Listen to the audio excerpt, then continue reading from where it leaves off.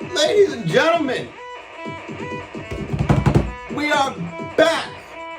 We are ready for some fantasy daily, some off-season review, my friends. I am so excited to be back. Pause that. Enough of the intro. I am so excited to be back because this show has been probably about 2.5 months in the making, and I have tried to drop this show 3 or 4 different times, and each time something bigger kept happening. Constant changes, constant news flowing in, so I had to make sure that the show was updated, ready to go for you before I threw all of it together and then just spit out a bunch of stuff. I wanted to make sure it was neat, it was organized, it encompassed everything. So this is the off-season review for the AFC. My friends, thank you so much for joining me. Obviously, I'm stoked. I've been trying to get back here to do this for a long time. I started a new job, so I know I've been away for a while. Got a lot of stuff on the home front that I need to take care of before I can get into, the fantasy daily, which is still technically has to be part of my leisure because I still need to pay the landlord or else he'll kick me out. But we are getting into it. This is a big show. So basically, the framework of this show is if you have not watched football since the Super Bowl, since your fantasy team lost, you have been so disconnected because you got too much stuff to do. The sun came out. You've been having fun. You have not been in the loop. Luckily for you, I have no life and I live for this. So everybody, this is the AFC complete show where I'm going to cover everything that these teams have done since Super Bowl, which probably would just be the free agency, the offseason additions, and of course the draft. So I took all of that, encompassed it into every single team, and I'm basically just going to try to give you the framework of the teams moving forward, where they were last year, where they are this year, yada, yada, yada. And yeah, we got a lot to go on this year. We got a lot to do here. I got a lot of production stuff in the back. This show actually is on my camera. So I bought a nice camera and one for production value and stuff like that. I filmed this whole show and then didn't realize how much stuff I wanted to put onto the actual edited version. So I got to play with that in order to, figure out how to do some stuff. We're going to be doing a lot more production value later on in the year when it comes to the actual show. The actual show comes back August 1st. So everybody, thank you so much for coming back, and let us get right into it. I know I like to ramble, but I am excited. Let's get right into it, starting with the AFC North. Not much in the AFC North if you want to talk about big catapulting changes, but some big changes here that I really want to hone in and talk about because I think there's certain things here in this division especially that not a lot of people are paying attention to that is going to really change some dynamic and probably the framework of AFC, how we look at it for the next couple of years. Not just this season, but the next couple of years. So AFC North, let's get right into it. Baltimore starting us off on the AFC show. Baltimore has re-signed their head coach, Harbaugh, for 3 more years. So Harbaugh stays there for 3 more years. And, that's his team. That's his guy. He's got Lamar there. He wants to make changes. They believe in him. So good signing by Baltimore, keeping Harbaugh over there. I believe in him. I believe in Lamar. They just need a few changes. Their defense was hurting. One of the changes they didn't need to make, which is personally for me the most absurd move in the entire offseason, and you guys can defend it however you want to frame it. Me personally, I think it's one of the most absurd, biggest mistakes I've ever seen a team make. And I really don't understand it, and that is trading Hollywood Brown after just a few seasons. They drafted him. He's been there for just a few seasons. He looks like he's Lamar Jackson's best wide receiver to date, and then they go and trade him to Arizona. So hard for me to not be worried about Lamar going forward without this. We really wanted to see Lamar's passing game evolve, and it did because he had Hollywood. Those games with Hollywood, you had Hollywood locked in as a wide receiver too. I know I had him on all of my teams. I was super stoked to have him. He had some off games, but the games he showed up, he really showed up. And then when Mark Andrews got sprinkled in, he had some down games, but he was still effective. But Lamar Jackson really relied on Marquise Brown and Mark Andrews. And while I do believe that, Mark Andrews is going to be, the dominant tight end #1 overall now because of this, he's going to get peppered with targets.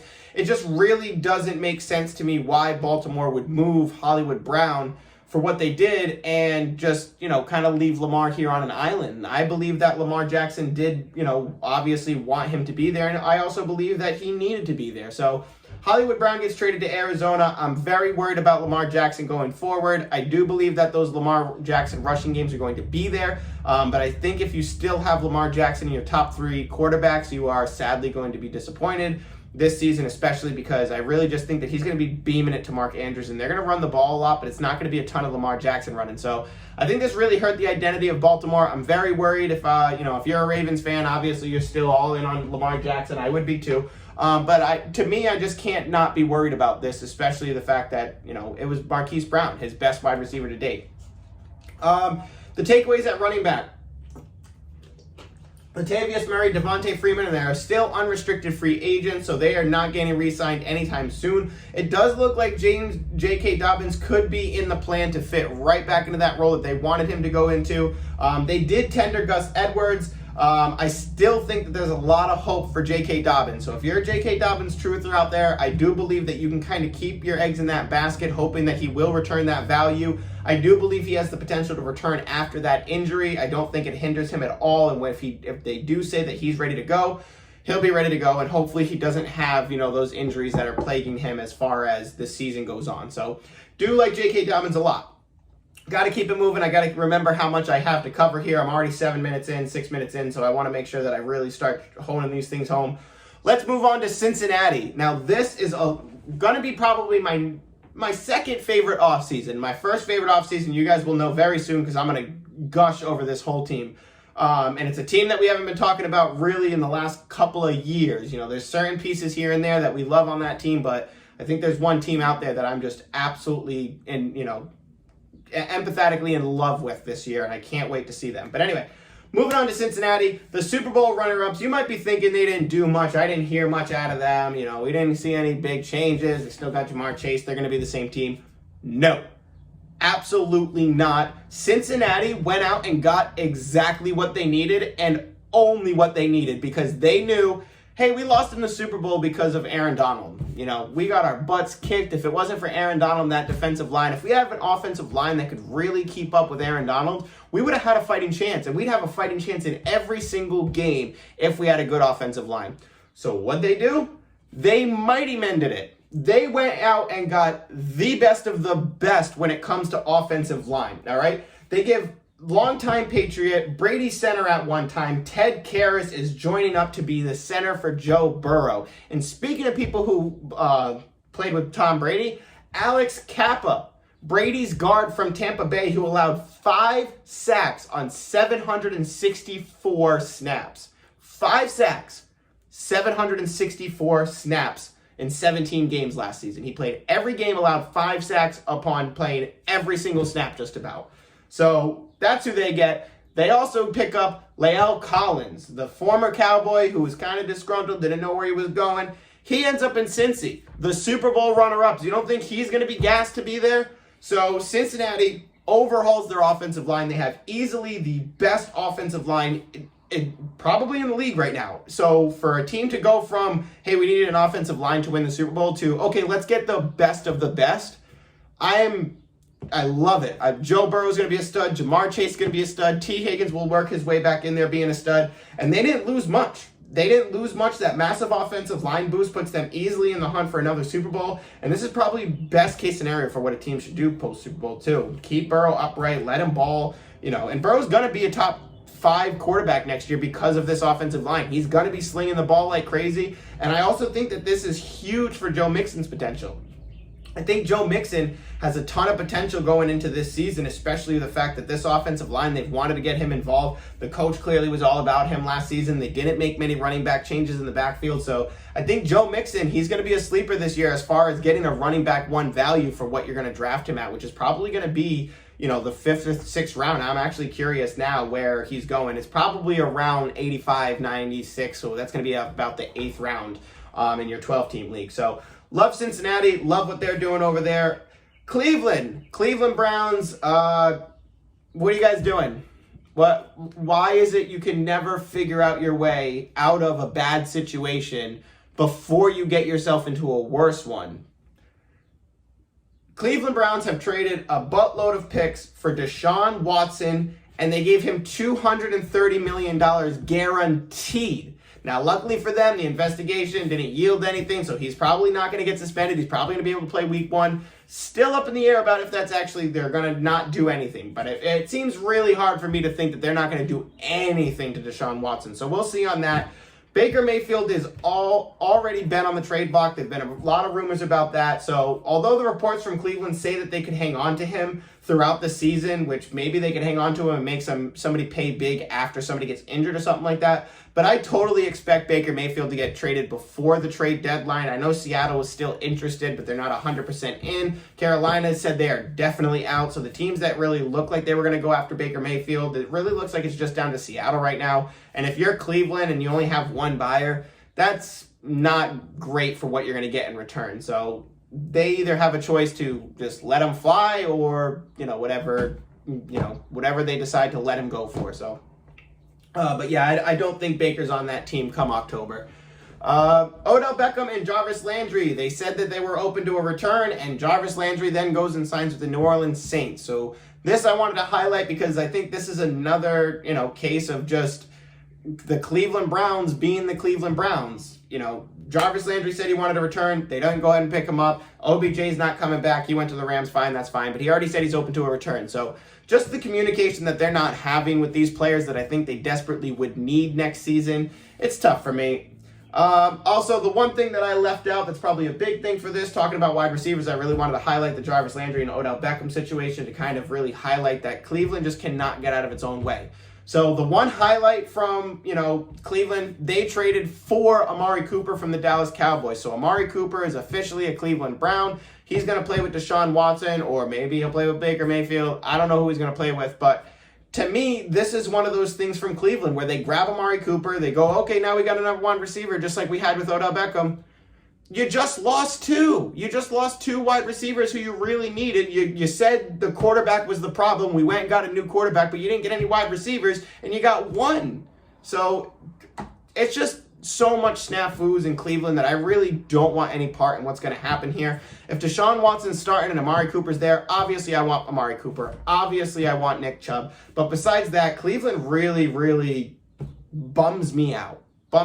So Jarvis Landry gone, Odell Beckham gone. They get Amari Cooper, they get Deshaun Watson, and they pay their soul to get him. But Cleveland, get your shit together. Moving on, Pittsburgh. Pittsburgh gets Miles Jack to fill that linebacker role for them, so that's a great upgrade for the Mike Tomlin defense. Wanted to highlight that first because Pittsburgh has been a really bad defense over the middle. They get Miles Jack to fill that role. It's going to be a huge change for them.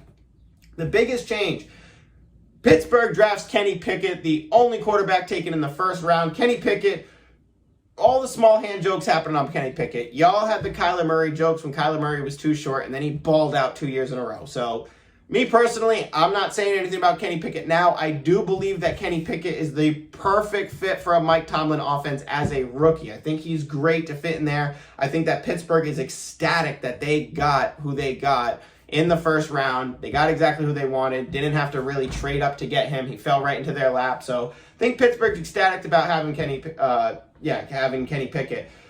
They also went and got Mitch Trubisky. They traded for him this year, so Mitch Trubisky is going to be quarterback. They have Kenny Pickett, so we'll see what happens in training camp. They are going to battle it out, but I do believe that Trubisky having the field experience and whatnot, and they're paying him. They're going to want him to start. So I do believe that Trubisky gets the start, but we're going to see that back and forth a lot throughout the season.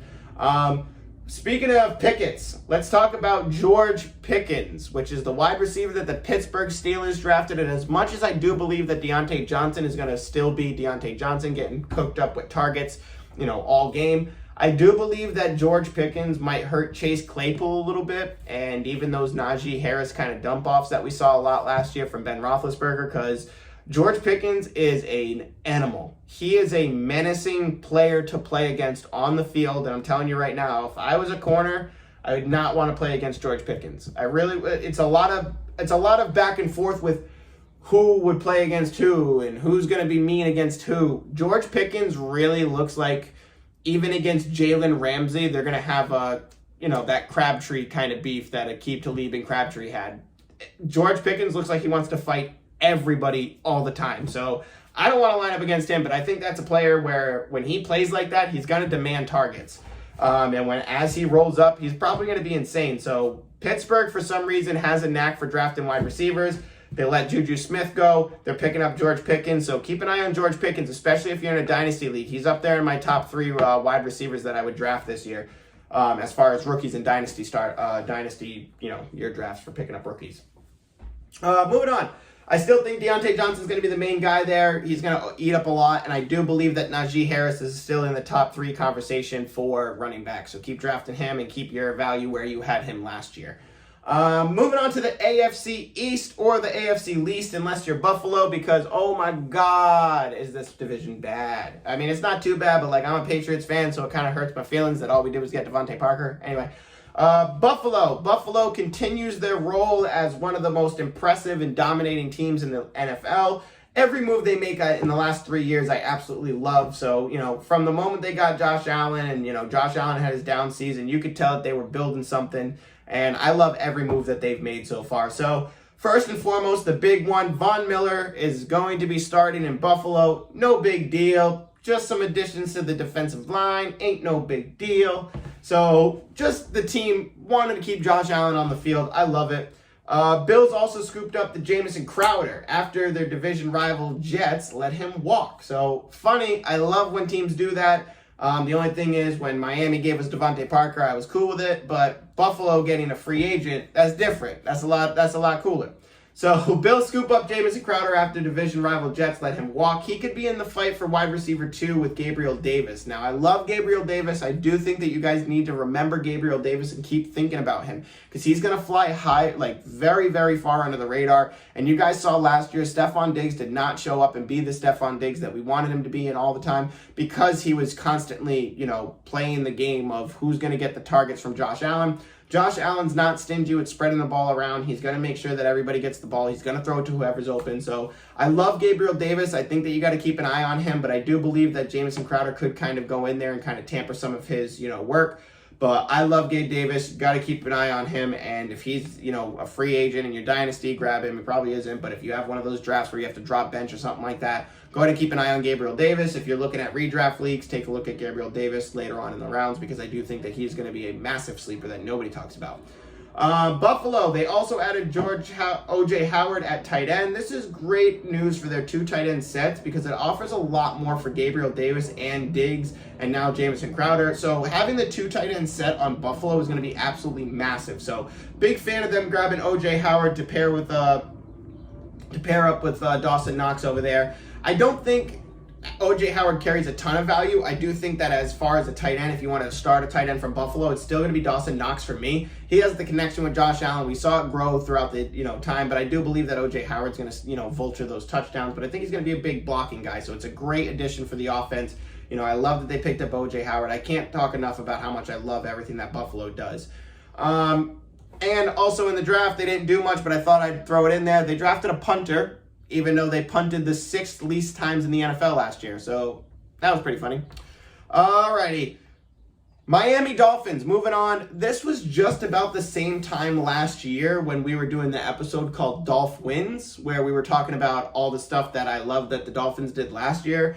And now we're here again. Dolphins traded, just in case you haven't been hearing anything, you're new to this, you haven't seen anything since the Super Bowl, you haven't even read anything, you haven't heard anything. Ladies and gentlemen, the Miami Dolphins have acquired Tyreek Hill from Kansas City. So Tyreek Hill and Patrick Mahomes, it's over. It's over for them. The relationship, the beautiful, beautiful fantasy points that we got, they are no more, because now Tyreek Hill is a Dolphin. So Miami, with a massive push to get Tyreek Hill, they now bolster the 2 fastest wideouts in the game, and it's Hill and Waddle by a mile. So I love this. I got to get my pencil. I'm sorry. I need my fidget toy. So I love this ad by them. I like what Miami's doing, even though I'm a Patriots fan and it makes me sad. Tua gets help on the O-line with Terron Armstead. He comes over from the Saints. That's a huge upgrade. So to have that upgrade with Tua, for Tua, to have Waddle and Hill, behind them, that's amazing. They also franchise tag Mike Gesicki, so Mike Gesicki is locked down. They got the wide receiver depth. Now they got the tight end locked down. They traded Devontae Parker to New England. So New England fans, hooray, we got a wide receiver. But Devontae Parker takes a hike to make some room for Tyreek Hill and to really push Waddle over the edge as the wide receiver too. Then they do some work in the backfield. They go and get themselves speedy running back from the 49ers, Raheem Mostert. They get Sony Michel. They get Chase Edmonds. So lot of running back additions here. Chase Edmonds coming over from Arizona, Sony Michel coming over from the Rams, but Raheem Mostert is fast. So I do expect to see Raheem Mostert a lot on that field because it looks like that's what their offense is really trying to move towards, is they want to be faster than everybody else. So I expect Raheem Mostert to get the majority of the work on that team. Massive wins from the Dolphins. A lot of people still joking about Tua not being able to get it done with the 2 speed demons, but don't hold your breath on that one. I really do think that Tua could go on a tear this year. They also grabbed Teddy Bridgewater to back him up, so that's all cool, but Teddy Bridgewater's just there for just in case. It's a hot seat for Tua, but not one that I believe that Teddy Bridgewater has the potential to take, and I do think that Tua has the capability to take people like Tyreek Hill and Waddle and turn them into something big. So arm strength is in question for Tua. I get that, but I do believe that a coach can make up for that and make sure, okay, I know you can hit him over the middle if he's here, if we run this, if we run some chop blocks, you know what I mean? If we can get the defensive linemen to, you know, move around a little bit more or spread out a little bit more, then we will have a chance to get you down the field in the pocket, and, you know, it's kind of geared towards just Tyreek Hill. So they have plays to worry about that. They have plays, you know, a lot of people joke about, you know, if he can get it done or not, but teams factor in those things. So I do think that, you know, you can still draft Tyreek Hill, you know, in the second round, late first, and, you know, get exactly what you expect out of him. Moving on to New England. Patriots pretty much doing what the Patriots do, reshuffling some pieces, acting like nothing's wrong, and they'll win 8+ games. But then again, Josh McDaniels, offensive coordinator, heading over to Las Vegas. So now it's Bill Belichick's turn to show what he's going to do with the offense. So we'll see. Pats trade for Devontae Parker, get some much-needed help from Mac Jones.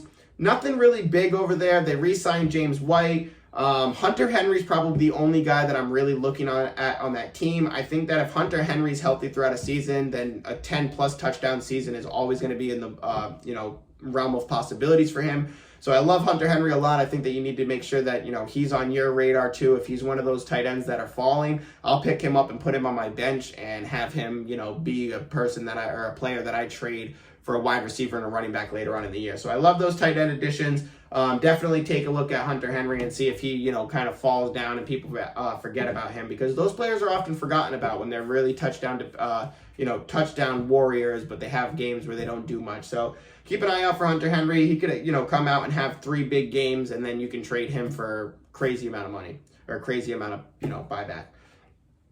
New York Jets to finish off the AFC East. The Jets get a solid edge rusher in Solomon Thomas, and an absolute game changer in Sauce Gardner, and they also draft the wide receiver Garrett Wilson. So hopefully Wilson to Wilson is a thing. That'd be cool, but it could be a massive target share for Garrett Wilson this year.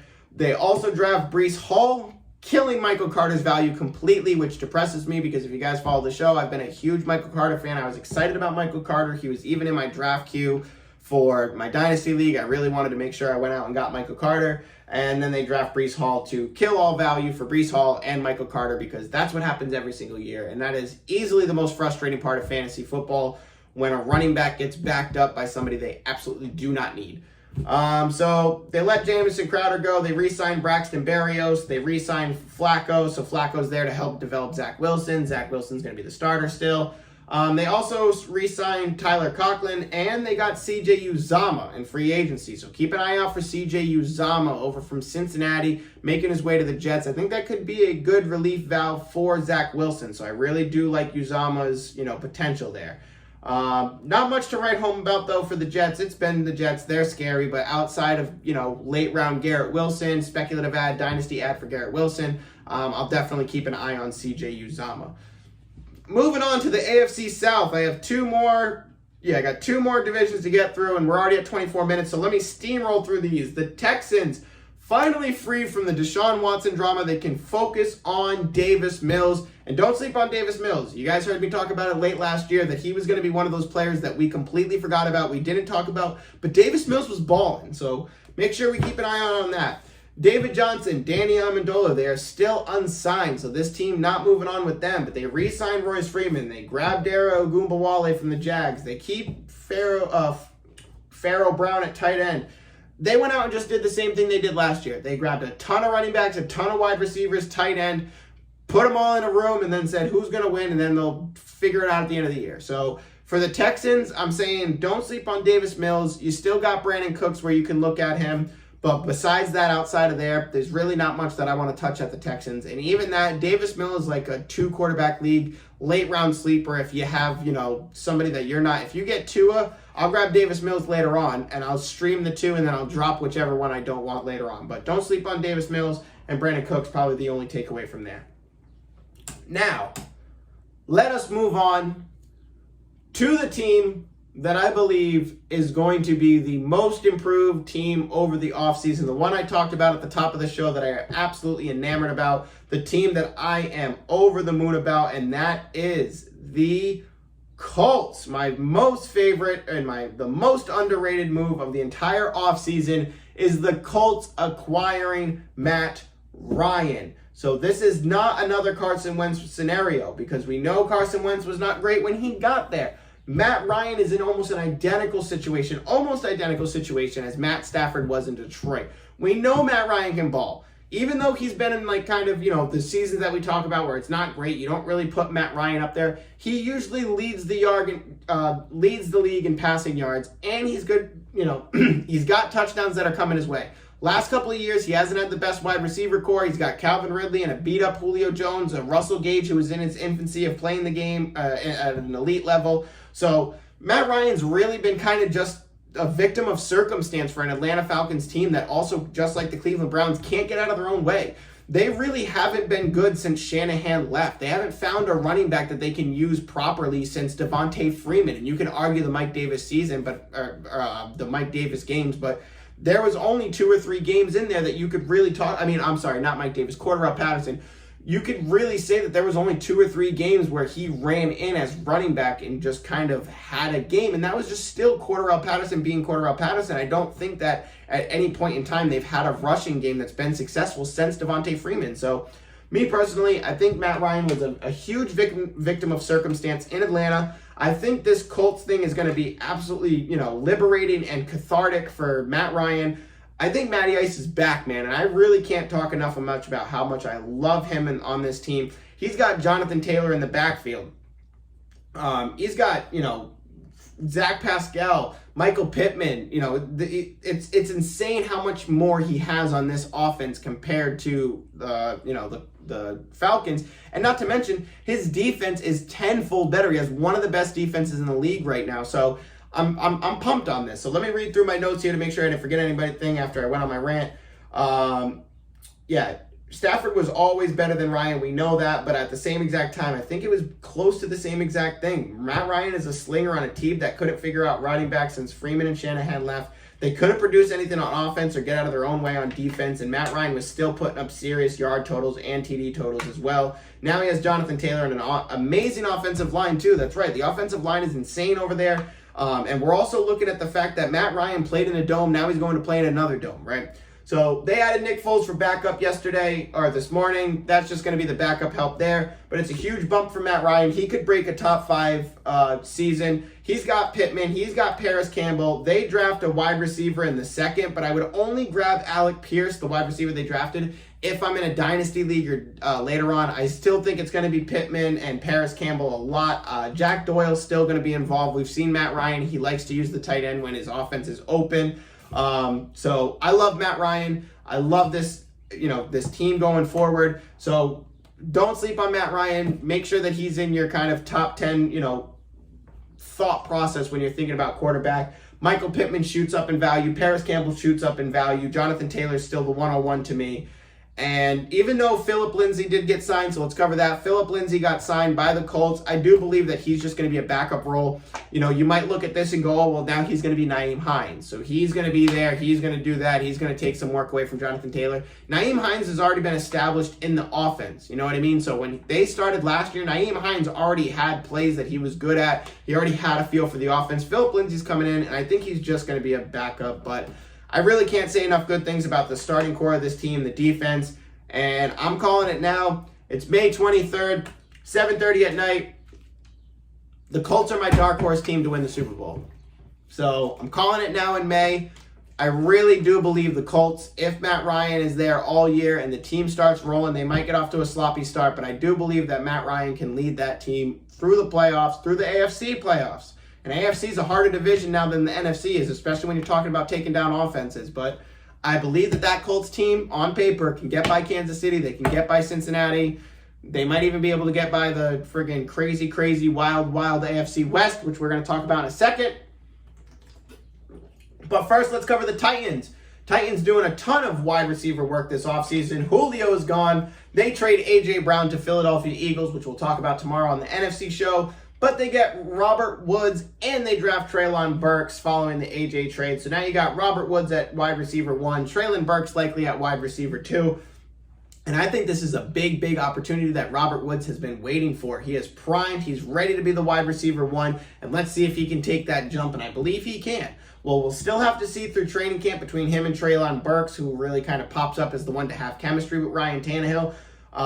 That's kind of my worry more so, is can Ryan Tannehill support these two guys, which I don't believe he can. We had that one season where he went off, and I said the next season, I don't think Ryan Tannehill can do that again. I don't believe Ryan Tannehill is that type of quarterback where he can constantly evolve and make sure that he's better on the team. I don't think he's that guy. I think Ryan Tannehill can do what he can do, and that's it. And, he's Ryan Tannehill. So I don't think there's really anything outside that. So that's really my worry for Robert Woods. But besides that, I do think that he's worth, kind of that 6th, 5th round pick if you're looking at your wide receiver 2 and you're looking at some other guys. I think Robert Woods and the Ryan Tannehill connection could be huge.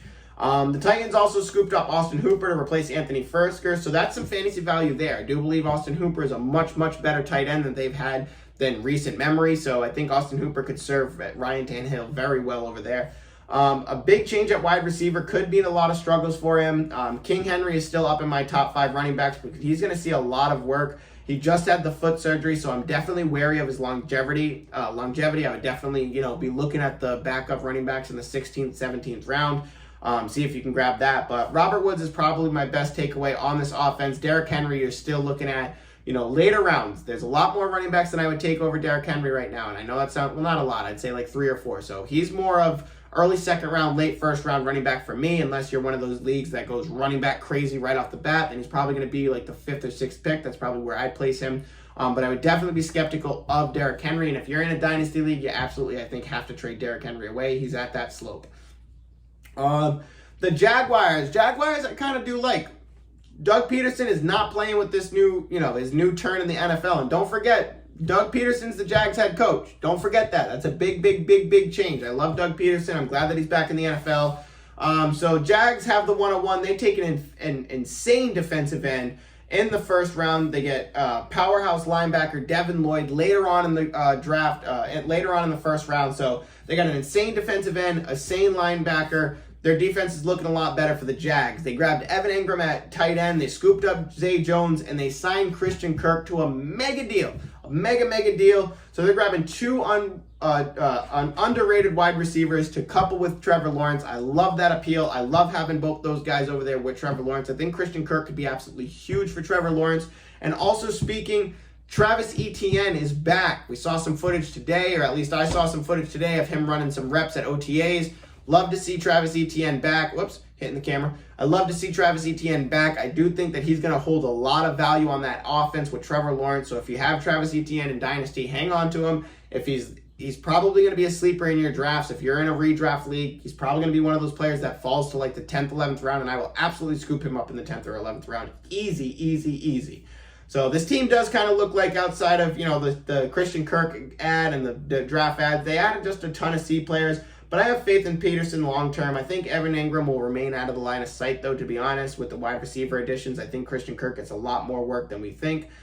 T-Law makes a massive difference in this offense, so it's really going to be dependent on where they want to move him, how they want to place him, how they want to run the offense. But I think Christian Kirk and Travis Etienne, they're going to be the ones that have starter potential, so we're going to take a look at that. And I would definitely take a look at Travis Etienne in all drafts if I can. I'm really over the moon about Travis Etienne coming into this year. All right, I saved the best for last, everybody. The wild AFC West. Everybody, if you have not been watching football or talking about football or anything since, this is the biggest change. The AFC West is a completely different beast this year, and it's going to be the most exciting division in football. I think every single week you're going to watch the rankings on this change, and it's going to be worth the watch every single week. So, first and foremost, Russell Wilson. Russell Wilson is going to the Denver Broncos. He's finally been traded from Seattle. It was bittersweet for Russell Wilson. He loves his Seattle 12th man. He loves everybody over there. And you know what? I got Russell Wilson hanging out in the back. I made sure to put him up today in the background. Love Russell Wilson. He's headed over to Denver for a fresh start, and I really wish him the best. I want Russell Wilson to ball out in Denver. So Denver struggled so long to get the QB that fits them. They hung on to the idea last year that Russell Wilson would waive his no-trade clause, and this year he does just that.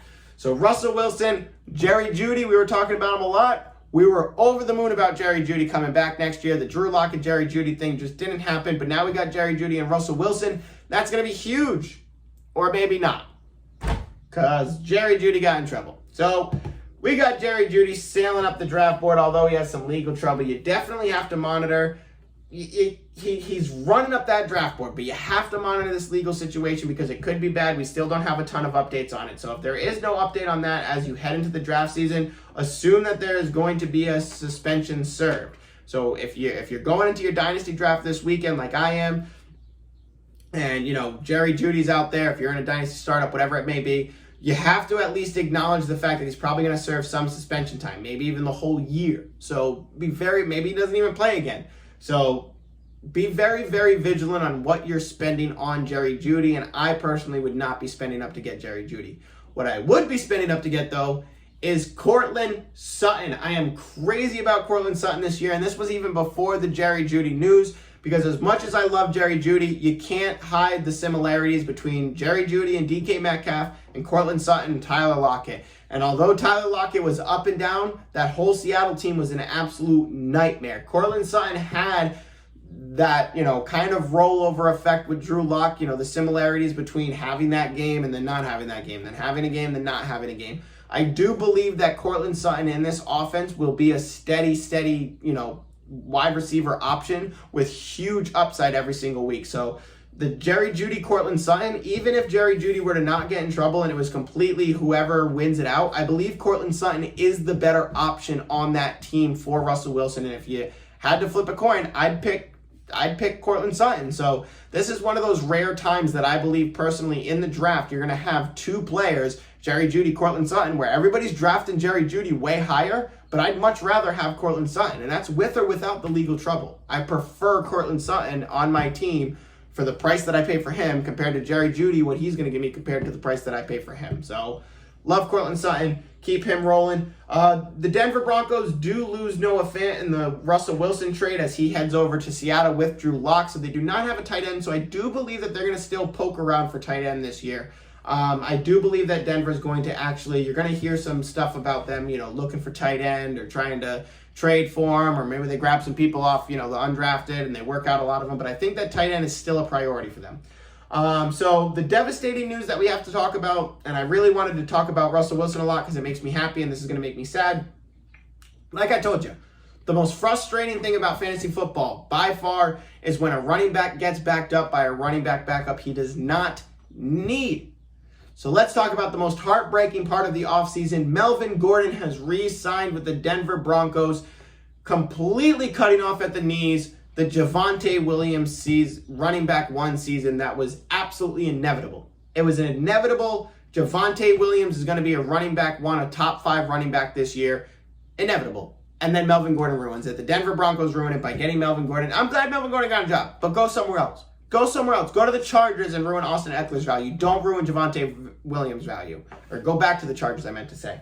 But I love Javonte Williams. I'm still going to draft him, but you have to temper your expectations, and we cannot sit here and say he's going to have a running back one season when Melvin Gordon is still there. They're going to roll right back to where they were before. So with that, with Russell Wilson being there, you got to look at Javonte Williams as he's going to be the same player that broke your heart last year when you were expecting him to go off. And he is that good. But this is just that frustrating part of fantasy football where NFL teams do not care about your fantasy football team. Moving on to Kansas City. Let's bang this out in the next 5-10 minutes because I want to make sure I get you guys out of here. We're already doing 45 minutes, which is way longer than the 30-minute standard I usually run. But I like to ramble. Kansas City, everybody. Smile because it happened is the title of this section. It's over. Now, it's not over. Patrick Mahomes is still that guy. But as far as the let's talk about Patrick Mahomes being a top 5 every year, let's talk about them going to the Super Bowl every year, it's over. It's over. The way that this team has moved in the last few years, they're in panic mode, it looks. The way that they're moving things around, the way that they're drafting, the way that they're changing their minds on things, it's kind of painful to see. So Tyreek Hill gets traded. They don't want to pay him. He's gone for good. He's over to Miami. They compensate by adding the speedy wide receiver Marquez Valdez-Scantling from Green Bay, who was the second fastest player in the league right behind Tyreek. So that's what they thought there. Then they go out and draft Sky Moore with the second-round pick. Then today they say that they're moving their second-round pick, wide receiver Sky Moore, to cornerback. So they're going to take a player who played wide receiver in college and move him to corner. Well, I don't hate that completely. I think it just goes to show Kansas City really is kind of just moving pieces and then relying on Mahomes to finish the job. So I really do believe that Kansas City is going to have trouble getting out of their own way again this year. They're going to have games that they lose that they shouldn't lose, and I do believe that those Super Bowls always come in. You know, everybody, like we said last year, we would have bet money on Patrick Mahomes winning 5 Super Bowls. It's going to be tough, man. That Cincinnati's no joke. The Colts aren't going to be a joke this year. You know, there's good teams. Denver's there. You're playing in probably the hardest division in football. You know, I wouldn't be surprised if Kansas City finishes this division last. I wouldn't be surprised. This is such a crazy division now. I wouldn't be surprised if it's them. So, sad. It's really sad watching what's going on with Kansas City over there. So, former star Juju Smith-Schuster, he's signing on to Kansas City as well. So you still have a great looking cast for Mahomes to retain certain value, I guess. But at the same exact time, I'm not looking at Patrick Mahomes as a top 5 quarterback anymore. Not without Tyreek Hill. As far as Kelsey goes, they're probably going to run him into the ground this year. I do think that Kelsey is a number 1 tight end. You got to focus on him as the number 1 tight end, you know, right behind Mark Andrews, and they're going to go back and forth. I do believe that Travis Kelsey is going to get peppered with targets this year, but I do believe that if you're in a dynasty league and you can trade Travis Kelsey, do it this year. Don't force it pre-draft. You know, I've talked to one of my friends who has Travis Kelsey. Don't force it pre-draft. I think that, you know, if you have him on your team, wait until the season comes when people really have their team structured and they know what they're looking at. And if they're missing tight end completely, but then they have a lot of pieces on their bench, they might be more willing to give you that wide receiver 2 and that running back 2 for Travis Kelsey, or that wide receiver 1 and that running back 2 once they have a complete team, you know. But once they're still in the unknown of not knowing what their team looks like or anything like that, it's difficult for you to trade. So if you're in a dynasty league, wait until the team looks complete. They know what they have before you go out and make those trades. But yeah, I do believe that you need to trade Kelsey this year in dynasty, and I will be picking him up right behind Mark Andrews in redraft leagues, but I probably will be skeptical the following year on redraft. So it's going to be tough for me. I think they're going to run Kelsey into the ground this year. Knock on wood. I hope he's, you know, tough enough to endure it out, be durable and tough it out, but tough. At running back, they added Ronald Jones, who I've been a big fan of for some time, but they add him to Clyde Edwards-Helaire. So me personally, I think that Clyde Edwards-Helaire and Ronald Jones are both going to be completely freaking useless after this because, like I said before, Clyde Edwards-Helaire has broke 21 points one time in fantasy football. One time. So I'm out on Clyde Edwards-Helaire. So talking about this team, the only other person that I want to bring up is Mecole Hardman. I do believe that Mecole Hardman, he has that insane, you know, Cooper Kupp style reliance, Hunter Renfrow style reliance, where he might evolve as that player who gets peppered with targets a lot. So we'll see what happens there at wide receiver for the Kansas City Chiefs, because it's going to be a wide open show for that as well. Las Vegas, huge changes, and I think that the number 1 underrated one that we're not talking about enough is Josh McDaniels. Now, I know you guys can say, oh, Josh McDaniels went to Denver and he sucked. That was like 12 years ago. So it's a completely different Josh McDaniels. Josh McDaniels looked like he was running the offense for Mac Jones and Tom Brady and basically everybody else. We're really going to see what happens this year. So I'm excited for Josh McDaniels. He's been playing for so long without a wide receiver 1 that his first act as Raiders head coach is he goes out and gets the number 1 wide receiver. And you guys know me. I love Devontae Adams. He is the number 1 wide receiver, probably my favorite player of all time. and they go out and get him. They say, screw it, we're doing it. We already know we got Renfrow. We know we got Waller. We know we got Josh Jacobs. Let's make this offense even more powerful. So I'm excited for this offense. I'm excited for Derek Carr. I think that Derek Carr rolling with Renfrow like he did last year, then getting his college wide receiver Devontae Adams, and then also to have Darren Waller still there, I think it's going to be absolutely huge for Derek Carr, and I do believe that Derek Carr works his way up into the top 10, top 8 quarterbacks for the season. Adams is still going to be wildly valuable, but I think you do have to lower him in some degree, as I don't see him commanding 10-plus targets every single game. Renfrow and Waller are still going to eat into some target share. They're still going to want to run the ball. Josh McDaniels likes running the ball, so as much as he's going to love Adams, he's going to know, hey, man, we're not just going to pepper you with targets. We're going to win the game by using the offense. So you do have to tamper your expectations on Adams a little bit. He's still in my top 3, top 5. I love Devontae Adams. Can't get away from it. But I do believe that I would be taking a Cooper Kupp and Justin Jefferson over Devontae Adams. So it's likely going to be a healthy split of touchdowns all season too, which I'm expecting. So, Devontae Adams feasted a lot on those touchdowns from Aaron Rodgers, just constantly getting peppered by Aaron Rodgers. So that's going to be a big change and a big, landscape build change for you when you're looking at Devontae Adams. Overall, though, this team looks absolutely amazing. I'm very excited to see what Josh McDaniels can do for this team. But they get Devontae Adams, holy shit.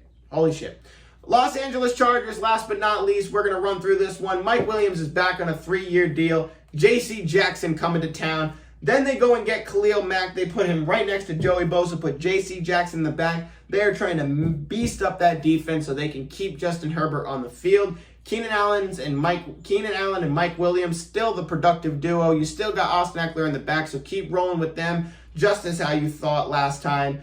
Ladies and gentlemen, thank you so much for this long show. I know it's been a doozy, 46 minutes, almost an hour of me sitting here talking, rambling, but it's good because I'm getting my flow back. Tomorrow is the NFC show. We are officially back, August 1st, everybody. Thank you so much for joining me. Follow me on TikTok, follow me on Twitter, follow me on Instagram. Drink plenty of water, go to bed on time. Everybody, thank you so much for joining me. Take care, I'll see you tomorrow.